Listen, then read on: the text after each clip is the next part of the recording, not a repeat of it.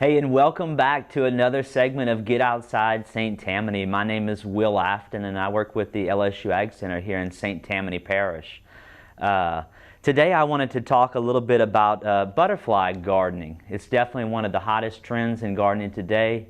When our children come home from school, they can recite to us the different life stages of a butterfly. So we're almost immersed in it every day.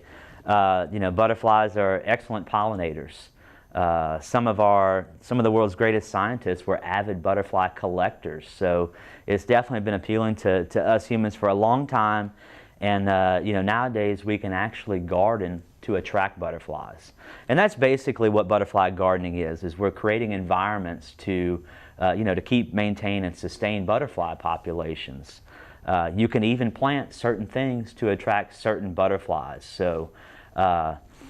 Anyway, to get started with butterfly gardening in general, just kind of understand the four life stages of a butterfly. Obviously, we all start from somewhere, so there's an egg stage. And then once that egg hatches, you have the larval stage, which is the juvenile form. And once that juvenile matures, you go into the pupa stage. And most of us would probably remember, making a cocoon, where that butterfly then, changes its whole body structure and emerges as the fourth and final stage, the adult stage. That's where we see the nice colorful patterns, the different wing patterns, all those adult butterflies that go around feeding on the flowers of nectar-producing plants, acting as pollinators. So, fully understanding that life cycle, you can start to create an environment in your backyard to accommodate butterflies.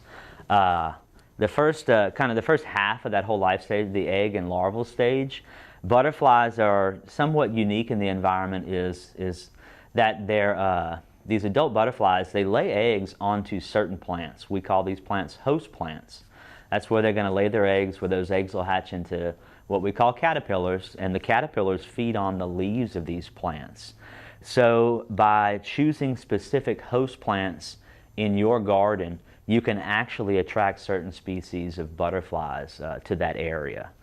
Once the caterpillar goes through and hits its maturity stage, it'll then crawl off to form its pupa or cocoon near the garden, and then once that butterfly fully happens, that cocoon opens and our adult butterflies fly around. The whole reason for adult butterflies is, of course, mating, but they fly around to flowers. They feed on nectar as an energy source. So a butterfly garden should include a huge array of just different nectar flowering plants to feed those adult butterflies. We've brought some props for you today. Just to name a few, these are things that we found out in the garden center. We got a mix of different nectar plants and host plants. So just to kind of start out with maybe some of the more popular host plants. This plant over here, this big vining plant, we don't have any blooms on it, but everybody should know this plant. This is passion flower. Passion flower is a very, very intricate flower, very beautiful flower. Everybody talks about it, raves about it, but passion flower is a host plant for the Gulf fritillary butterfly. The Gulf fritillary looks a lot like a monarch. However, there are differences, but it's a very common butterfly that we get here in the southeast region of this country along the Gulf Coast. Always need to have some passion flower vine planted in the garden to host those Gulf fritillaries. To my right here, we have I got several different kinds and a few different species. When you look up any publication on butterfly gardening, you're going to hear about milkweed plants. So we have a variety of milkweeds. This is probably the staple in a butterfly garden. Milkweed plants are the host plant for monarch butterflies, probably the most popular butterfly in existence.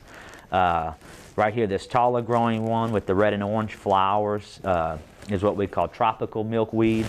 But then there's native milkweeds to Louisiana. So here's some of what we call swamp milkweed back here, and then many other various types. But basically, it's a host plant for the monarch butterflies. So those larval caterpillars, they feed on those leaves, but the flowers also produce an abundance of nectar. So it's a the flowers itself will attract the adult butterflies to feed on them.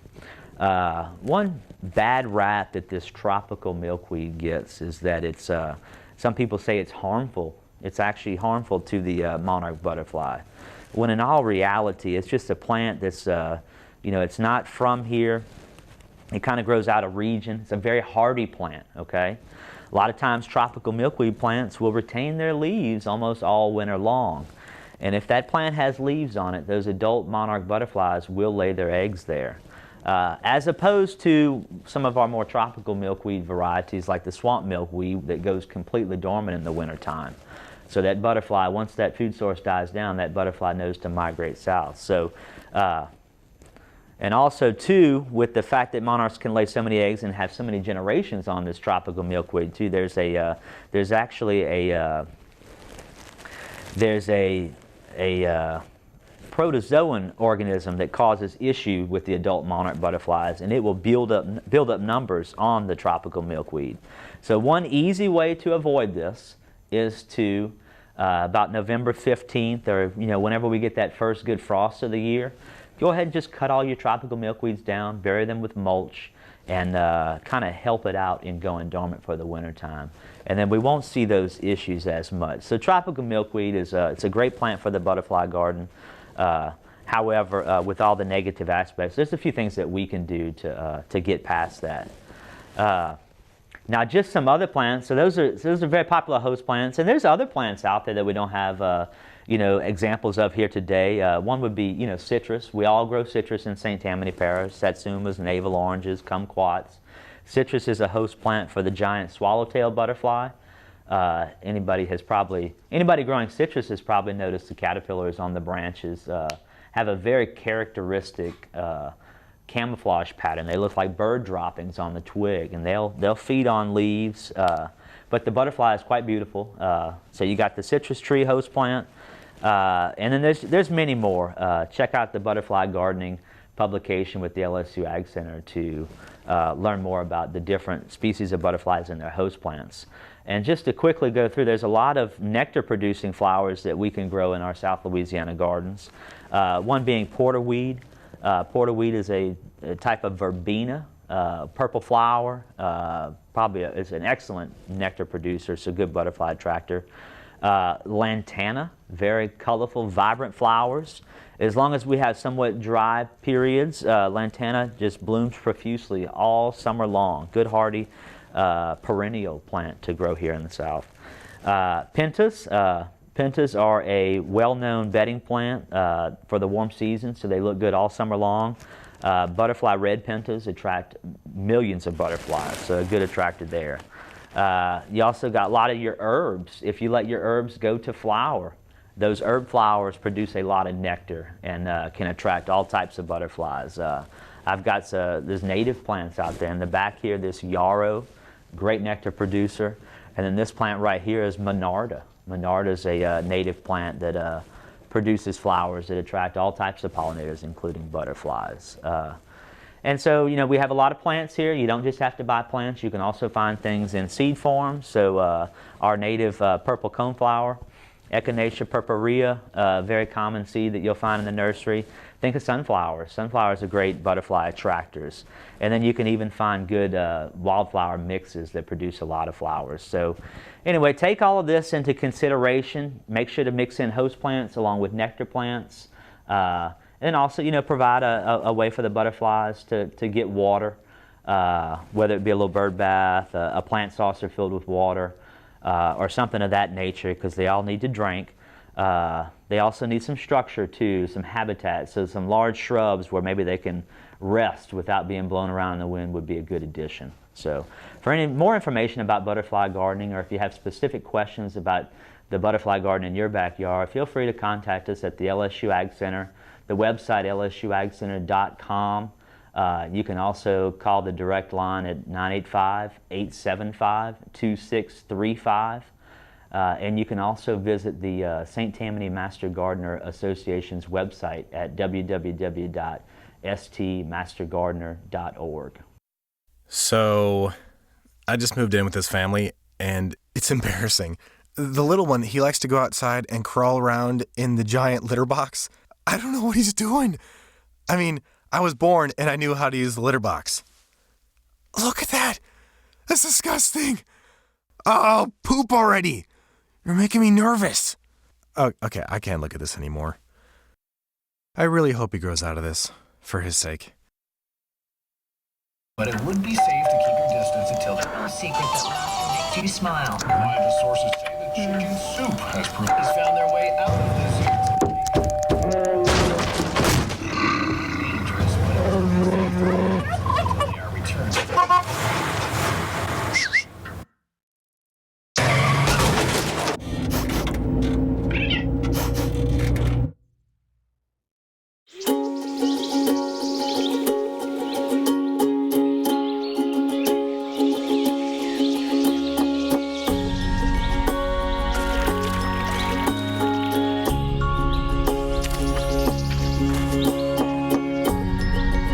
Getting closer to nature can get you closer to your family.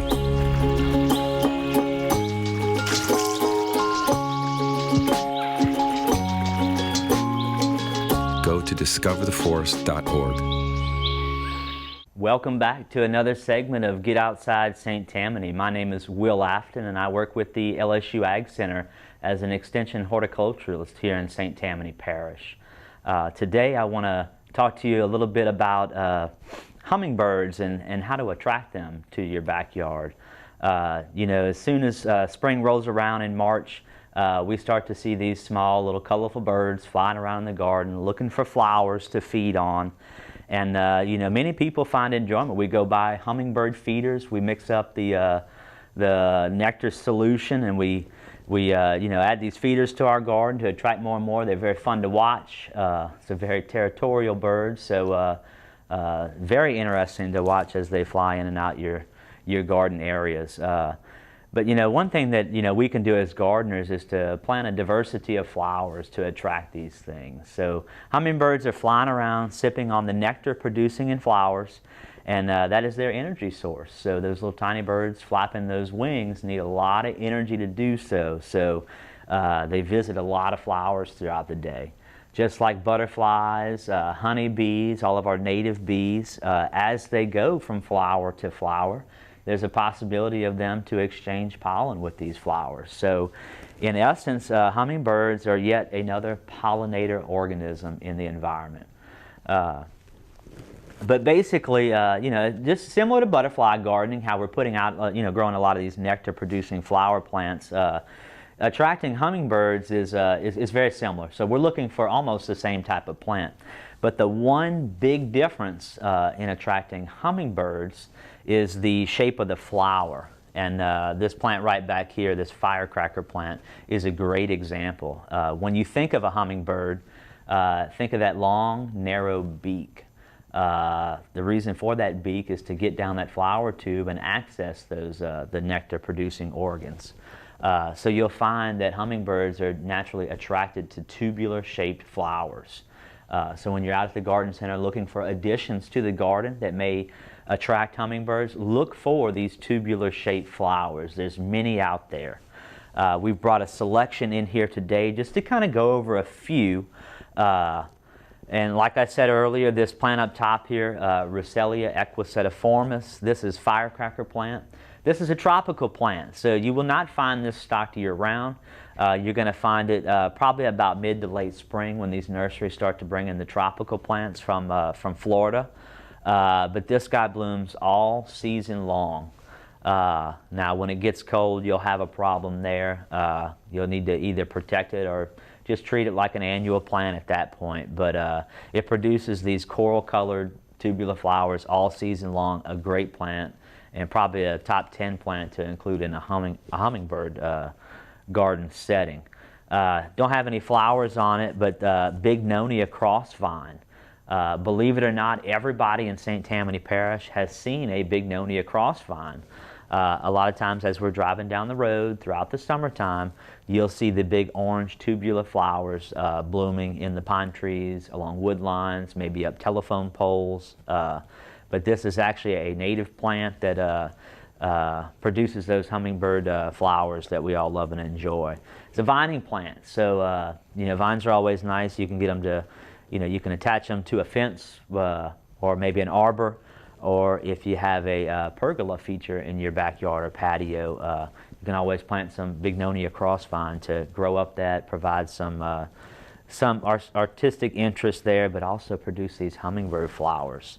Another native vine that produces long tubular shaped flowers is this coral honeysuckle. Don't have any blooms on it at the moment, but coral honeysuckle produces very long, slender flowers. We're all familiar with honeysuckle flowers. We've, took them apart as kids to feed on that nectar. But as you know, they produce a lot of nectar, so it's a great butterfly plant. And then as you get a little closer to the lake, we start to grow these a little bit more tender plants, kind of like our firecracker plant we mentioned here. Bottle brush. Bottle brush trees are very popular in the garden. Some of the, some varieties actually get get some good size to them. This one here is what we call, it's a dwarf bottle brush. It's called Little John bottle brush. So usually, a good plant maybe 4 to 5 feet tall, as opposed to 15 to 20 feet tall. But bottle brush has these, the reason why they call it bottle brush, it's got these pipe cleaner-like flowers. So it's a tubular shaped flower, but it's very, very small. But you'll see those hummingbirds feed on that plant.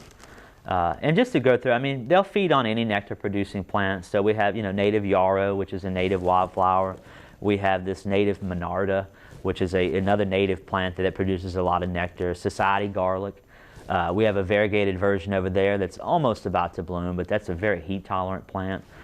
Been seeing that a lot in downtown Covington, used in the mixed planters there. But it produces nectar in the flowers, so it'll attract hummingbirds. So all in all, make sure to include a bunch of nectar producing plants, but think of those tubular shaped flowers when you're shopping at the garden center for additions to the garden. If you have any more questions about hummingbird plants, or maybe where to help finding some plants, maybe even help identifying some plants in your garden, feel free to reach out to the LSU Ag Center. We're here to help you. You can visit our website, www.lsuagcenter.com. You can call the Extension office in St. Tammany Parish at 985-875-2635. And you can also reach out to the St. Tammany Master Gardener Group. Their website is www.stmastergardener.com. So with this information, I want you to get out there and I want you to include a couple of these plants and then sit back and enjoy the nature's entertainment.